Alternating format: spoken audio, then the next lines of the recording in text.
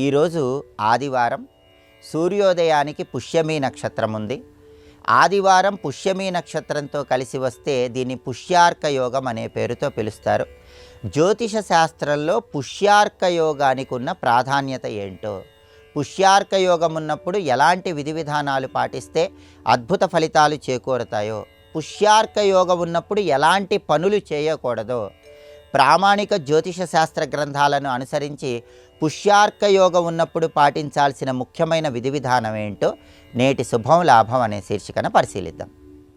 ఎప్పుడైనా సరే ఆదివారము పుష్యమి నక్షత్రము ఈ రెండూ కలిసి వచ్చినట్లయితే పుష్యమి నక్షత్రంతో కలిసి వచ్చిన ఆదివారాన్ని పుష్యార్క యోగం ఉన్న రోజుగా పిలుస్తారు.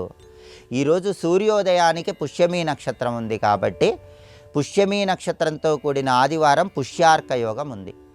జ్యోతిష శాస్త్రపరంగా పుష్యార్క యోగం ఉన్న సమయంలో ఎవరైనా బంగారం కొంటే చాలా మంచిది, వెండి కొంటే చాలా మంచిది, నూతన వాహనాలు కొనుగోలు చేయడానికి కొంత ధనం ఇస్తే చాలా మంచిది, ఎలక్ట్రానిక్ వస్తువులు కొనుగోలు చేయటం ద్వారా కూడా అనుకూల ప్రయోజనాలు చేకూరుతాయి. కాబట్టి ఎవరైనా బంగారము వెండి కొనుక్కోవాలంటే ఎప్పుడైనా పుష్యార్క యోగం ఉన్న సమయంలో కొనుక్కోండి. దానివల్ల వాటిని రెట్టింపు చేసుకోవటానికి మళ్ళీ బంగారము వెండి కొనటానికి ఆస్కారం ఉందని జ్యోతిష శాస్త్ర ప్రామాణిక గ్రంథాల్లో చెప్పారు.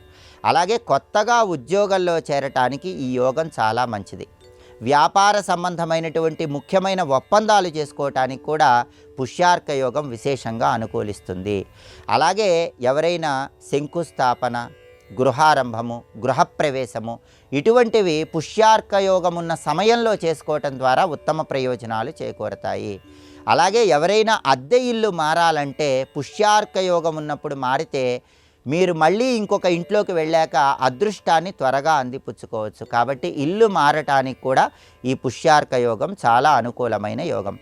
నూతన విద్యా సంబంధమైనటువంటి విషయాలు తెలుసుకోవటానికి, విద్యా సంబంధమైన ప్రత్యేకమైన కోర్సులలో చేరటానికి కూడా ఈ పుష్యార్క యోగం విశేషంగా అనుకూలిస్తుంది. అలాగే పుష్యార్క యోగం ఉన్నప్పుడు ఎవరైనా సరే భూములు కొనుగోలు చేయటానికి కొంత ధనాన్ని ఇచ్చినా కూడా విశేషమైనటువంటి ప్రయోజనాలు చేకూరుతాయి. కాబట్టి ఈ ముఖ్యమైన విధి విధానాలు పాటిస్తే ఉత్తమ ఫలితాలు కలుగుతాయి. అయితే పుష్యార్క యోగం ఉన్నప్పుడు కొన్ని పనులు చేయరాదని కూడా జ్యోతిష శాస్త్ర గ్రంథాల్లో చెప్పారు. ప్రధానంగా పుష్యార్క యోగం ఉన్నప్పుడు అంటే పుష్యమి నక్షత్రంతో కూడిన ఆదివారం ఉన్నప్పుడు వివాహాలు చేయకూడదు. ఎందుకంటే అసలు పుష్యమి నక్షత్రం ఉన్నప్పుడు వివాహాలు చేయకూడదని, దీనికి పార్వతీదేవి శాపం ఇచ్చిందని కూడా పౌరాణిక గ్రంథాల్లో చెప్పడం జరిగింది. కాబట్టి వివాహాలు మాత్రం ఈ యోగంలో చేయకూడదు. అలాగే వాద ప్రతివాదములు చెయ్యరాదు. ఒక విషయం గురించి ఎదుటి వాళ్ళతో వాద ప్రతివాదములు ఈ యోగం ఉన్నప్పుడు చేస్తే అవి మళ్ళీ వస్తూనే ఉంటాయి. కాబట్టి వాద ప్రతివాదములు చేయకూడదు. అలాగే అప్పు చేయకూడదు. ఈ యోగం ఉన్నప్పుడు అప్పు చేస్తే అప్పు తీర్చడం అనేది మళ్ళీ కష్టమవుతుంది. పుష్యార్క యోగం ఉన్నప్పుడు ఒక ప్రత్యేకమైన విధి విధానం పాటిస్తే గృహయోగాన్ని సిద్ధింపజేసుకోవచ్చు. ఆ ప్రత్యేకమైన విధి విధానం ఏంటంటే ఎక్కడైనా ఖాళీ ప్రదేశంలో కొన్ని రావి మొక్కలను లేదా కొన్ని మేడి మొక్కలను నాటండి. వాటికి నీళ్లు పోసి ప్రదక్షిణలు చేయండి. ఇది గృహయోగాన్ని కలిగింపజేయటానికి విశేషంగా సహకరిస్తుంది. ఎందుకంటే జ్యోతిష శాస్త్రపరంగా రావి చెట్టు అనేది త్రిమూర్తుల స్వరూపం. రావి చెట్టులో సమస్త దేవతలు ఉంటారు. ఇది చాలా అరుదైన యోగం కాబట్టి ఈ యోగం ఉన్నప్పుడు రావి మొక్క నాటితే చాలా మంచిది. అలాగే మేడి చెట్టుకి కృత్తికా నక్షత్రం ప్రాధాన్యత వహిస్తుంది.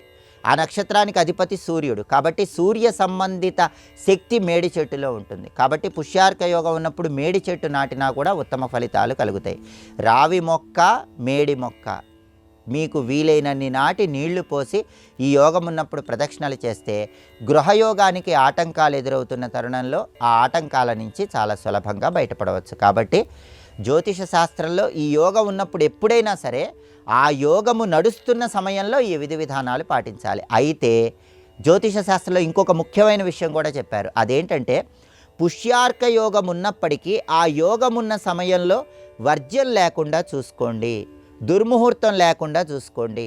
వజ్యము దుర్ముహూర్తము లేకుండా చూసుకొని ఈ యోగం ఉన్న సమయంలో ఈ విధి విధానాలు పాటిస్తే అద్భుతమైన ఫలితాలు కలుగుతాయి. అలాగే ఈ యోగం ఉన్న సమయంలో ఏ ముఖ్యమైన పనిని చేస్తున్నా సరే ఆ సమయానికి ఆ ముహూర్తానికి అష్టమ శుద్ధి ఉంటే మంచిది. అష్టమంలో ఏ గ్రహం లేకుండా ఉంటే మంచిది. ప్రధానంగా అష్టమంలో చంద్రుడు మాత్రం ఉండకూడదు. అష్టమంలో చంద్రుడు లేకుండా, వర్జ్యం లేకుండా, దుర్ముహూర్తం లేకుండా చూసుకొని పుష్యార్క యోగం ఉన్న సమయంలో ఈ విధి విధానాలు పాటిస్తే వీటి వల్ల అద్భుతమైన ఫలితాలు కలుగుతాయని జ్యోతిష శాస్త్ర ప్రామాణిక గ్రంథాలన్నీ తెలియజేస్తున్నాయి.